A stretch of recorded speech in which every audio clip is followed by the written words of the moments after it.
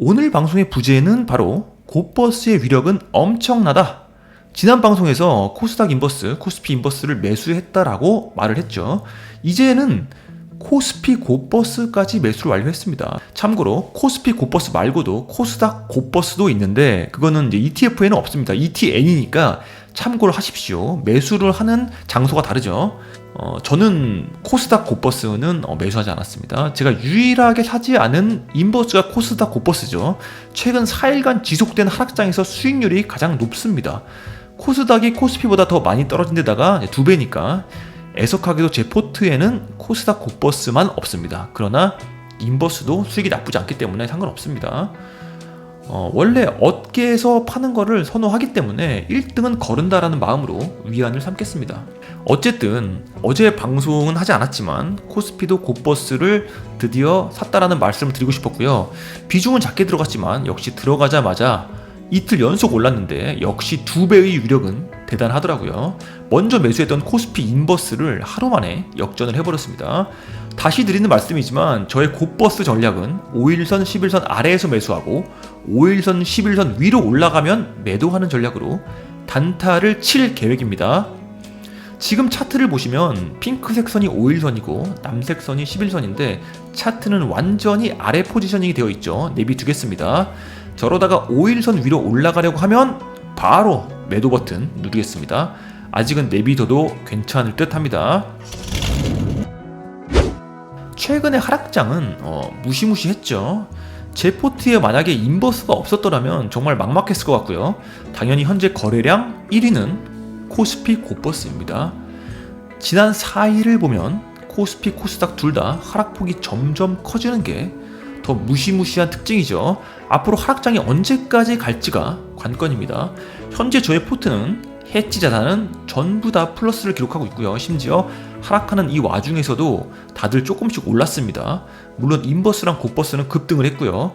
아직까진 방어가 잘 되고 있는 상황입니다. 오히려 지수가 더 떨어져 줘야 좋은 종목을 더 싸게 주워 담을 수 있지 않을까라는 여유도 부리고 있고요. 저점 매수 고배당 종목들은 GS건설이 버티지 못하고 이틀 연속으로 하락을 했습니다. 마이너스 5%가 넘어가서 그 순간부터 물타기를 했고요. 하이트진로와 KT는 잘 버티고 있습니다. 다만 이 섹션은 떨어져도 큰 부담이 없습니다.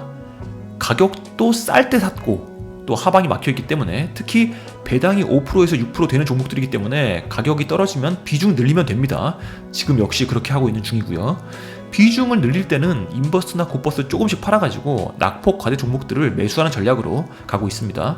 아직까진 GS건설만 마이너스 5% 아래에서 물을 탄 상황입니다. 이 포트에서는. 그리고 저점 매수 시즌2 종목들 역시 저점 매수가 아니었던 주봉 RSI 50 근처에서 매수했던 제이시스 메디칼이 문제를 일으키네요. 3일 연속 하락하더니 오늘 살짝 반등했습니다. 여기서 더 떨어져도 이상할 거 없겠죠. 마이너스 5% 넘어가면서 물을 탔습니다. 한 두어 번 정도 탔습니다. 너무 일찍 산 게 아닌가 싶어요.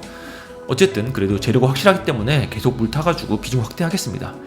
제일제당과 크래프톤 모두 무너졌고요. 이 두 종목은 현재 마이너스 5% 언저리인데 급할 게 없는 종목들이기 때문에 현재는 물타지 않고 혹시나 더 싸지는 타이밍을 기대해 보겠습니다. 크래프톤은 오히려 좀 더 올라가지고 물탈 게 없는 종목이고요. 잘 버티고 있습니다. 고민은 바로 이거죠. 하락장이 이제 시작일 뿐인 건지 아니면 이런 식으로 오르락 내리락 하다가 21선 터치하고 다시 올라갈지. 86번과 정광훈님의 의견을 참고해서 말씀드리자면 코스피 지수를 보시면 저점이 점점 높아지고 있죠. 노란색 선인 21선을 기준으로 위로 올라가면 아래로 당겨지고 아래로 내려가면 위로 들어 올려지는 모습이 보이시죠? 이런 식으로 시간이 갈수록 점점 저점이 높아지는 것을 볼 수가 있습니다. 저는 현재 이 주가 전망을, 그러니까 86번과 정광훈님의 주가 전망을 신뢰하고 있습니다. 이제까지도 계속 정광훈님을 신뢰하면서 투자하고 있었죠. 그래서 조만간 21선을 터치하게 되면 다시 들여 올려질 거라는 생각으로 포트를 운용하고 있는 중이고요. 아마도 이번 주에 남은 3거래일 동안은 이제 하방을 향할 듯하고 낙폭에 따라서 반등의 시기가 결정이 되겠죠. 지켜보도록 하겠습니다. 정광훈님의 영상은 우측 상단에 링크를 걸도록 하겠습니다.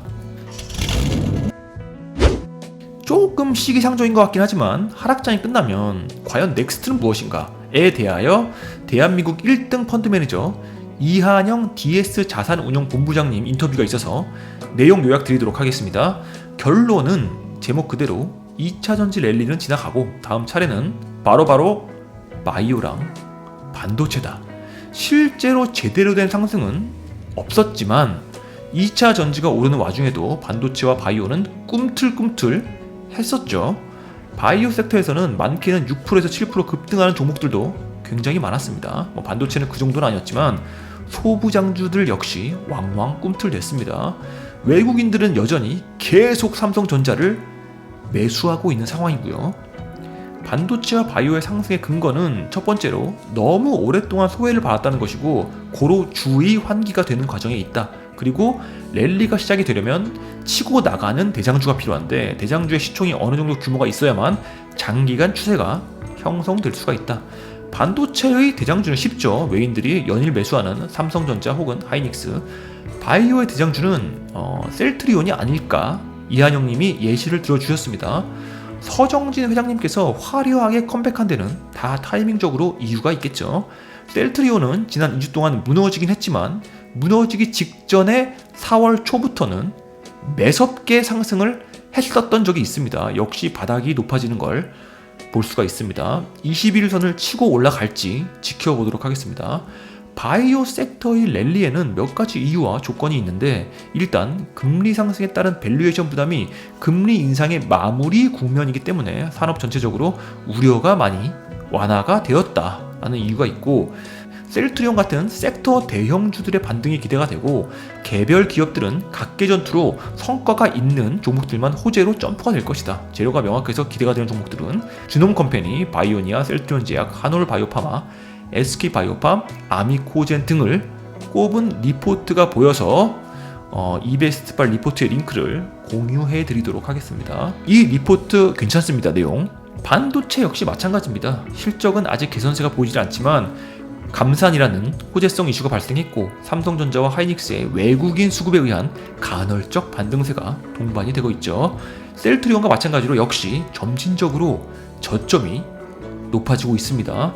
반도체는 바이오와는 상황이 다릅니다. 개별 종목들의 실적 호조와는 상관이 없죠. 실적 턴어라운드 가능성만 언급되면 해당 섹터의 중소형주 가리지 않고 삼성전자부터 소형 소부장까지 동반 상승이 기대가 되고 만약 반도체 섹터가 올라가면 시총이 워낙 크기 때문에 시장 전체의 수급에 영향을 미칠 수가 있다. 그리고 이한영님의 마지막 멘트는 장기간 소외된 만큼 주가의 턴어라운드는 강할 것이라고 합니다. 그 시점이 바로 제가 인버스 종목들을 다 정리하게 되는 시점이 되겠죠. 오늘은 여기까지고요. 도움이 되셨다면 구독과 좋아요 부탁드리겠습니다. 감사합니다.